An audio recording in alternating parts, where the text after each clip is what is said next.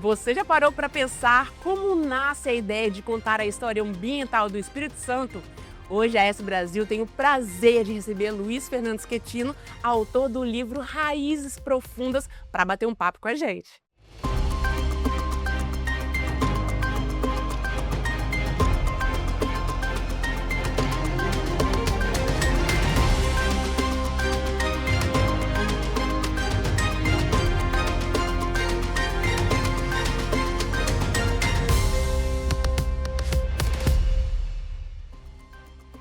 Schettino, que prazer receber o senhor aqui, viu?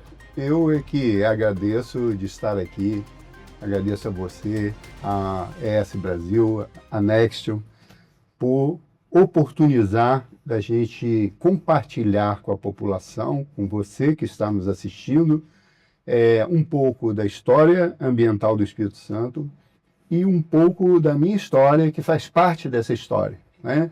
E eu tenho feito esse trabalho de divulgar, de difundir a história, porque o Espírito Santo hoje é um exemplo para o Brasil e o mundo na área de sustentabilidade, de inovação, de gestão pública, e isso nós chamamos de legado. E esse legado teve muitas mãos, né? Augusto Rusca, Eliezer Batista, o senhor Lawrence, né? Ex-governadores importantes, o governador atual, o ex-governador. Então, muitas mãos que construíram esse momento mágico, referencial do Espírito Santo, e nesse livro a gente mostra bastante dessa trajetória. Ô Schettino, mas por que contar essa história ambiental do Espírito Santo? Em que momento você pensou, eu quero escrever sobre isso? Olha, Tamires e todos que nos ouvem, eu sempre tive um sonho que é engraçado, né? Meu grande sonho sempre foi escrever, né? Eu aprendi a ler com 6 anos de idade, numa época longínqua. Hoje eu tenho 66 anos, isso é 60 anos atrás, aprendi a ler, e eu passava grande parte dos meus dias fora e na escola, dentro de um que chamavam paiol, antigamente, numa casa que eu morava em Castelo, lendo. Eu lia livrinhos de faroeste, lia gibi, lia historinha. Então eu passei a ter um amor pela leitura, e com isso, naturalmente, me despertou o interesse em escrever. Então eu sempre que posso, eu registro, e hoje escrever faz parte da minha vida, faz parte da minha história, e compartilhar isso acabou passando a ser um dever, uma necessidade, para contribuir para que outras pessoas conheçam e também compartilhe, participe, e a gente ajude a formar um caminho melhor para a sociedade. E conta pra gente aqui, Raízes Profundas, de onde saiu esse título? Olha, esse título tem muito a ver com a minha vida, né?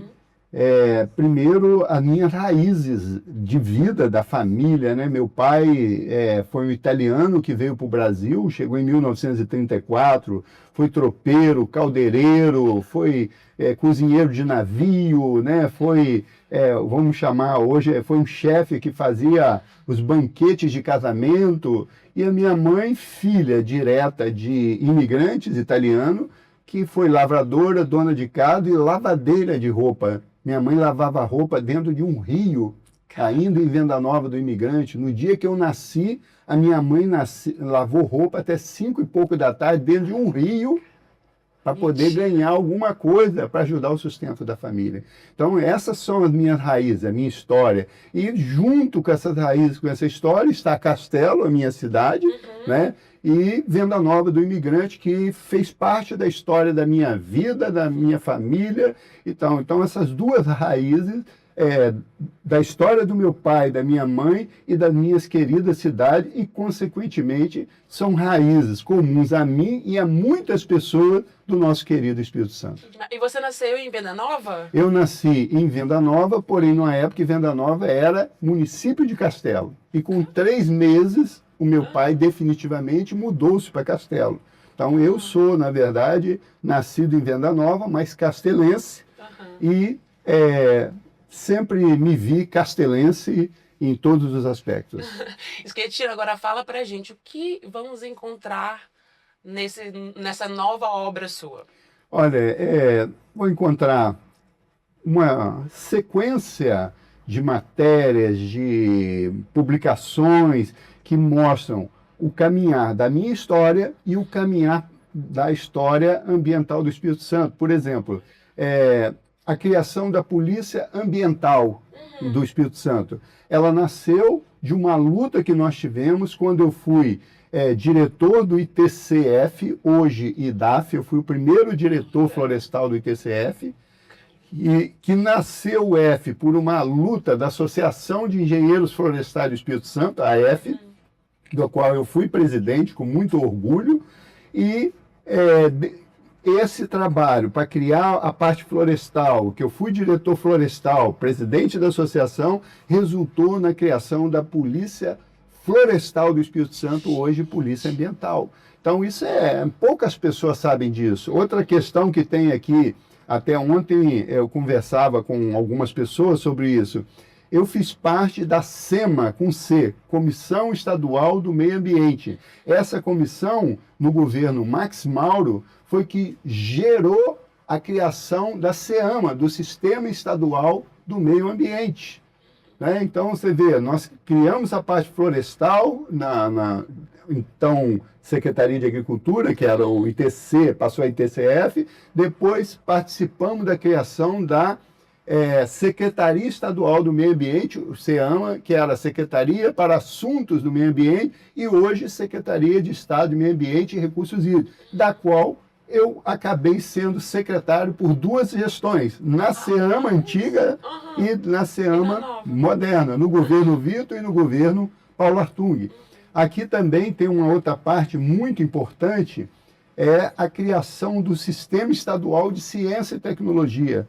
Eu, Guilherme Pereira, Emerick, Francisco Guilherme Emerick, Reinaldo Centro Ducati, Fernando Erkenhoff e outras pessoas, né? Nós conduzimos um movimento que criou o Sistema Estadual de Ciência e Tecnologia, a FAPES, a SECT, todo o funcionamento disso foi um trabalho que nós fizemos, porque eu sempre atuei na área de sustentabilidade, mas sempre na universidade, na pesquisa. Eu fui diretor de pesquisa da UFES, então a gente acabou juntando essas coisas.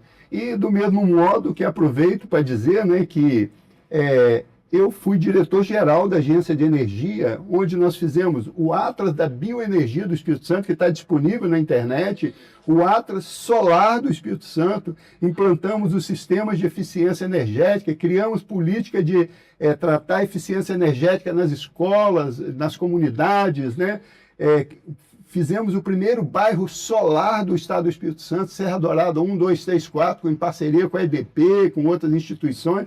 Então, isso tudo está nessa obra. E tudo envolto na ciência, na tecnologia, na energia, na sustentabilidade e no caminho de desenvolvimento do Espírito Santo. Que demais, gente. Agora me conta, como foi o processo para você começar a escrever? Quanto tempo você levou? Como que foi? E o que mais te chamou a atenção? Eu sei que é difícil escolher uma partezinha só, mas o que mais te impactou na hora que você estava escrevendo essa obra? Na verdade, Tamires, tenho que voltar um pouquinho. Eu tinha um sonho de quando eu fizesse 60 anos, eu pudesse fazer um documentário, né? E comecei realmente aos 50, quase o final dos 59 anos de idade, em 2019, a trabalhar nisso. E aí eu comecei pedindo a pessoas que tivessem condições de dar um depoimento sobre a minha história, sobre a questão ambiental, de todo, e as pessoas começaram a me mandar. Só que em janeiro de 20 veio a pandemia, né?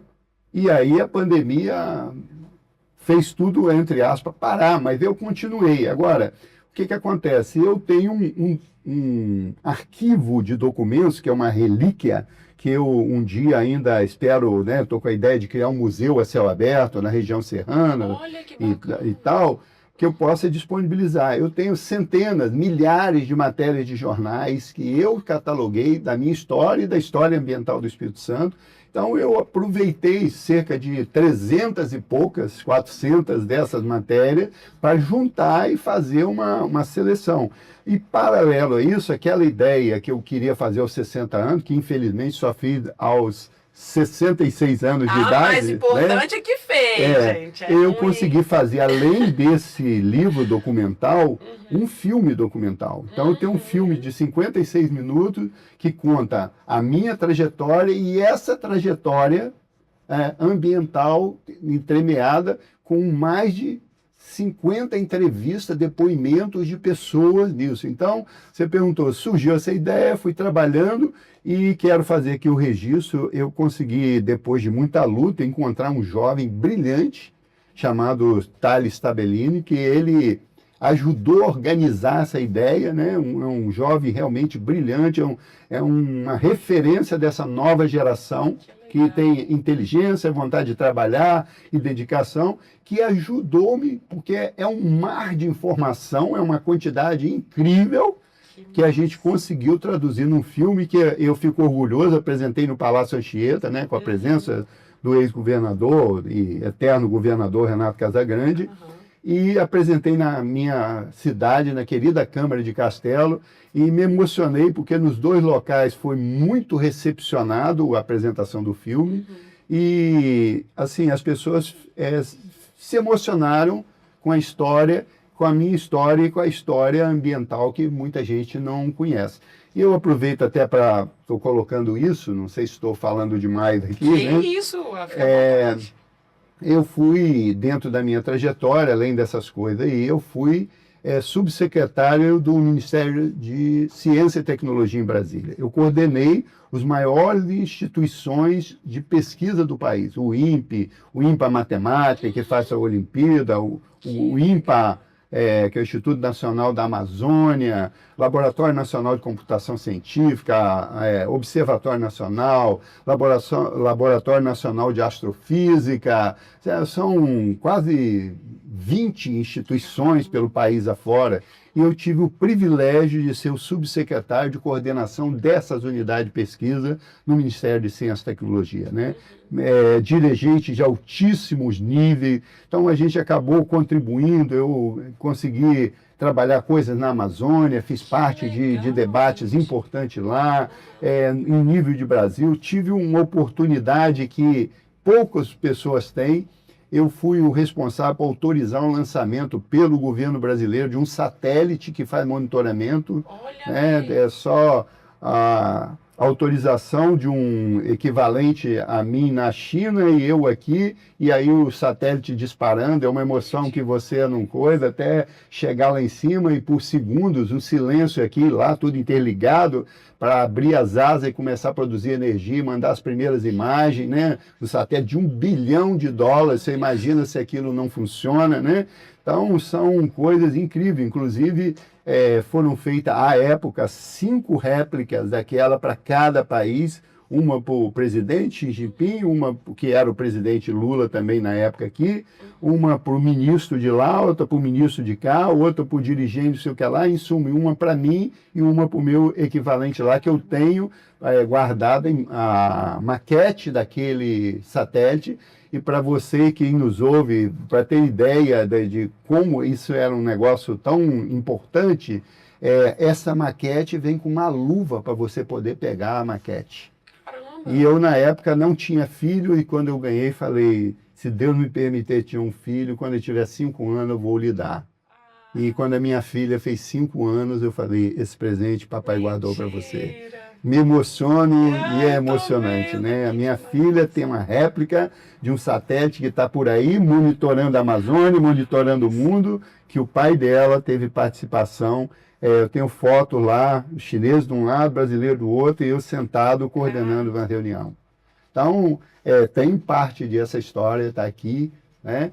E como eu falo, a minha história não é melhor do que a de ninguém, mas é uma história que as pessoas talvez não conheçam e que muita gente tem histórias que a gente não conhece e deveria mostrar para que todo mundo pudesse conhecer e cada um valorizar mais a cada um. Nós todos temos valor, como eu falava com você, todos somos importantes, um de uma forma, outro de outra, mas o importante é a gente ter a humildade de entender que precisamos continuar a aprender e precisamos sempre cooperar para que todo o coletivo ganhe. Ô, Schettino, você está falando, seu olhinho está brilhando, né? Tá dando para ver a emoção. sempre teve essa paixão por essa área? Desde sempre ou não? Foi descobrindo ao longo dos Não, anos? a minha história é curiosa, que eu até escrevi, que eu ia para Castelo, e eu escrevi nesse livro que também está escrito isso, eu coloquei das flores de Corpus Christi à COP30, né, que eu tive o privilégio de participar da COP30, de debate importante, fiz palestra na COP30, coordenei evento na Blue Zone, na Blue Zone, lá na Green Zone. Venceu na vida, Schettino. Narco, para muita gente pode não significar muita coisa, mas para mim é o significado. Isso quem nasceu lá, que foi menino de rua e ter esse espaço foi muito importante para mim. Mas você perguntou o que acontece. Quando eu era criança, eu morava num bairro simples de Castelo, humilde, e eu tinha vários irmãos. E a minha mãe, ela ficava, naquela época, 6 horas da tarde, escurecia, era tarde. As ruas pouco iluminadas, ou com iluminação deficiente ainda. E aí a minha mãe ficava sentada no portão, esperando meus irmãos que engraxavam o sapato. E eu, criancinha, ficava no colo dela. Mas como criança não permanece muito tempo ali, eu, em frente à minha casa, naquela época tinha mato, né? Não era como hoje, não tinha calçamento, não tinha nada. Eu ficava colhendo flor de maravilha, a maravilha dá uma sementinha pretinha, eu colhia a sementinha da maravilha, não sei se você conhece a flor de maravilha, uma campânula assim, com a sementinha pretinha, e eu plantava essas florzinhas de maravilha num barranco em frente à minha casa, enquanto ficava ali com a minha mãe. E Castelo passou a fazer o tapete de Corpus Christi, eu tinha 2, 3 anos de idade. Primeiro jogava folhas de manga na rua, com bambus, e depois, né, a irmã Vicença fez uns tapetinhos, depois isso foi crescendo, né? E aí eles pediam para plantar crista de galo, para poder juntar, como é feito até hoje, as pessoas plantam crista de galo para fazer a festa. A festa de Castelo vale a pena ser conhecida por dentro. O papel comunitário, o envolvimento das pessoas é o ano todo, não é só num dia, né? Juntar o pó de café nas casas, a tampinha da garrafa para encapar, é muita história e muita arte para virar aqueles tapetes. E aí eu conseguia semente de crista de galo e ficava plantando a semente de crista de galo e maravilha. E depois disso aí, passei a plantar pé de cana, e depois, quando eu tinha 6 anos, eu fui da primeira turma do Jardim de Infância de Castelo. E aí a professora, chamada Maria José Linhares, que nunca esqueci, tem 60 anos isso, e sou muito grato a ela ter sido minha primeira professora no Jardim de Infância, ela nos levou para um passeio, imagina, coitada, um passeio, aquelas criancinhas a pé, na casa de uma senhora que fez lá um quissuco, um pãozinho, num quintal, para a gente conhecer um quintal. Que demais. E nesse quintal tinha um pé de pinha, não sei se você conhece aquela pinha assim, né? E nesse pé de pinha tinha um ninho de beija-flor, com 2 filhotinhos. Mentira. E essa professora, né, não imaginava que ela estava me mostrando o futuro. Ela chegou, olhem criança. Eu olhei e fiquei encantado com aquele ninho de beija-flor. Então, a crista de galo, a maravilha e o ninho de beija-flor me transformou. Então, eu, a partir de então, sempre passei a plantar, cuidar. Quando eu tinha 10, 12 anos, já tinha uma hortinha, inclusive sou apaixonado por mostarda, essa verdadeira mostarda de plantar, colher, né? E aí a observação, né? E depois, por uma conjuntura, a minha família veio a ter uma indústria de madeira. Então, com 14, 15 anos, eu já ia para matas, né? Infelizmente, naquela época, cortavam árvore, mas era um outro tempo. Mas aí eu passei a conhecer a mata, perceber, conversar com os mateiros, conversar com engenheiros do IBDF que iam fazer a vistoria, e aí nasceu minha profissão, nasceu essa saga. E eu hoje, para você ter uma ideia, assim, na área florestal, eu não sou só um engenheiro florestal, com especialização, mestrado, doutorado, eu sou um mateiro. Eu conheço como as pessoas simples conhecem, pelo cheiro, pelo sabor, pela casca, pela fenologia, olha de longe uma árvore, já tem ideia que tipo de árvore que é, pela folha, isso é a experiência que eu vivi entre mais ou menos 14 e 16 anos de idade, indo para as matas, conversando com as pessoas, participando ativamente, inclusive trabalhei em serraria, eu tenho o calo na mão, pode ver até hoje, né? Eu não gosto de falar que eu me emociono, né? Carregava caminhões de madeira no sol, né? E estou aqui. E tenho certeza que é o orgulho da família, né? Olha, eu acho que é um orgulho de todos nós e eu gostaria de deixar uma coisa aqui importante. As pessoas pobres são gente. As pessoas pobres podem contribuir e devem contribuir. Então, hoje, muitas pessoas desconsideram o pobre ou tratam mal, ou muitas pessoas pobres também não acreditam em si, ficam só dependentes de programa de governo. É hora das pessoas tomarem um prumo. Os que não respeitam o pobre e o pobre que não se respeita. É verdade. Nós temos que encontrar um caminho para que todos sejam valorizados, mas cada um vista para si a responsabilidade de construir o seu caminho. Porque isso eu tenho muito orgulho. Nasci pobre, engaixei sapato, carreguei mala na rodoviária, lavei peça em oficina mecânica, carreguei os caminhões de madeira, mas nunca me senti um pobre coitado. Nunca me senti alguém que precisava que alguém me carregasse no colo para que eu pudesse chegar a algum lugar. A minha mãe tinha uma vara de goiaba em casa. Se não estudasse, entrava na costa, porque ela dizia, se você não estudar, você não vai ser nada na vida. Então, acho que hoje não precisa da vara de goiaba, mas um prumo onde as pessoas entendam que ele é o responsável para encontrar o caminho da sua vida. Dificuldade tem para todo mundo, discriminação tem para todo mundo, desconsideração tem para todo mundo. Enquanto nós ficarmos nesse mimimi, que um é isso, o outro é aquilo, quem perde não é só as pessoas, é o país e todos nós. E em todas as épocas, né, Schettino? Sim. Sempre teve, sempre vai ter. E a gente, como pessoa, a gente tem como melhorar isso. Só que a gente não controla o lado de lá, mas a gente controla o lado de cá. Sim, muito. E assim, eu aproveito para falar aqui, assim, eu sou não só seguidor, como fã incondicional de Jesus. Um Jesus que muita gente hoje que fala Jesus, ele diz, nem todo que diz Senhor, Senhor entrará no reino do céu, não o conhece, não o entende, não o segue devidamente. Jesus disse, naquela passagem de Maria e Marta, que estava passando o bálsamo no pé dele, pobres sempre os terei. Nós sempre teremos pessoas pobres, sempre teremos dificuldade, mas a gente tem que tomar um caminho do bem, um caminho de acreditar na gente e o caminho de que a gente é o protagonista da nossa vida, a não ser por uma doença, um acidente, uma desconsideração. Esse negócio de ficar sentado no banquinho dizendo que a vida é ruim porque alguém não lhe deu ou porque alguém o impediu, na minha opinião, é uma muleta que não cabe mais para ninguém. É verdade. Olha, mais uma vez, muito obrigada, viu, pela sua presença aqui. Foi um prazer imenso te receber. Mas antes de encerrar, eu vou pedir um favor para você.